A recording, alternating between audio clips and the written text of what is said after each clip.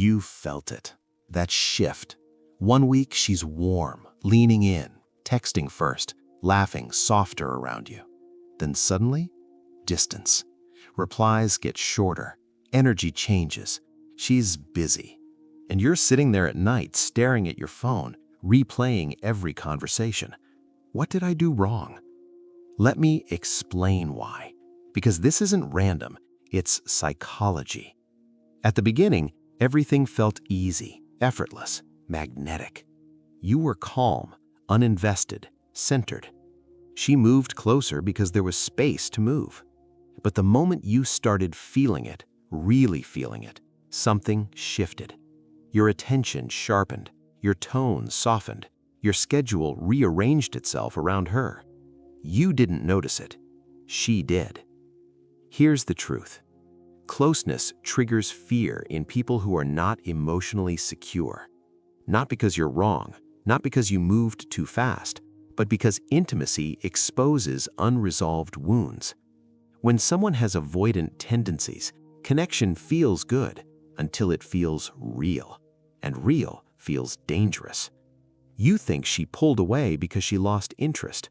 No, she pulled away because she felt too much. That warmth you created, that safety, it activated her attachment system.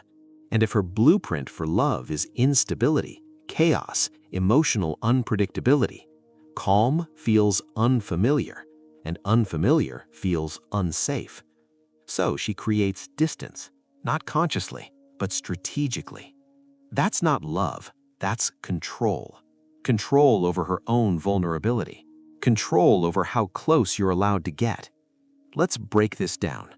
When you were detached, she chased. Why?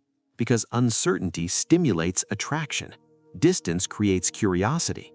Emotional mystery keeps dopamine alive. But when you leaned in, fully present, fully open, the dynamic changed. Now she felt seen, and being seen is terrifying for someone who's learned that closeness equals loss. This isn't random, it's psychology.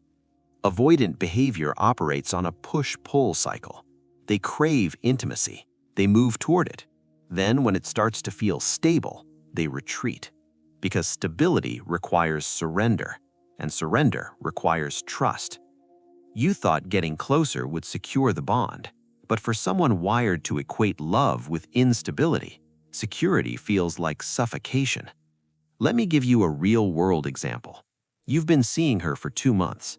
She texts you good morning. She sends photos of her day. She opens up about her past. Then one night you tell her you really enjoy what this is becoming. You say you see potential. Her smile tightens. She says she needs to slow down.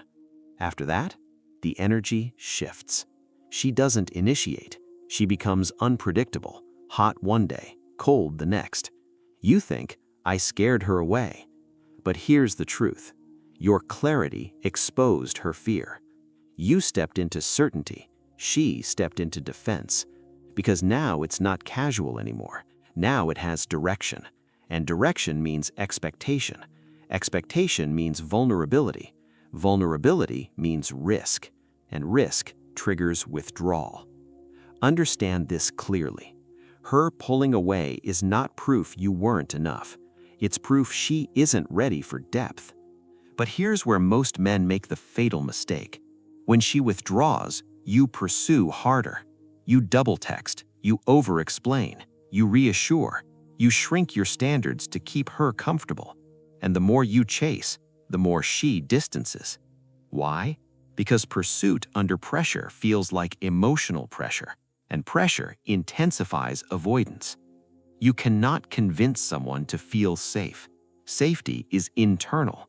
If she hasn't healed her attachment wounds, no amount of patience, kindness, or loyalty will override that wiring. You can't love someone into emotional readiness. That's not how this works. So what do? You don't punish her. You don't beg. You don't perform indifference. You return to center. You slow down. You mirror her investment. You let her experience the space she created. Because here's the deeper truth. When someone pulls away the moment things get real, They are telling you something without words. They are telling you their nervous system is not aligned with intimacy. And if you force closeness where fear exists, you don't build love, you build anxiety. Strong men don't chase retreating energy. They observe it, they understand it, and they decide if it aligns with their standard. You want a woman who leans in when things deepen, not one who panics when emotions become stable. Because long-term relationships require expansion, not contraction. If she pulls away every time vulnerability appears, the cycle will repeat. First, it's labels, then it's exclusivity, then it's long-term planning. Each new layer of depth will trigger distance. Ask yourself this: do you want to constantly prove safety to someone who refuses to feel it? Or do you want mutual courage? Here's the transformation.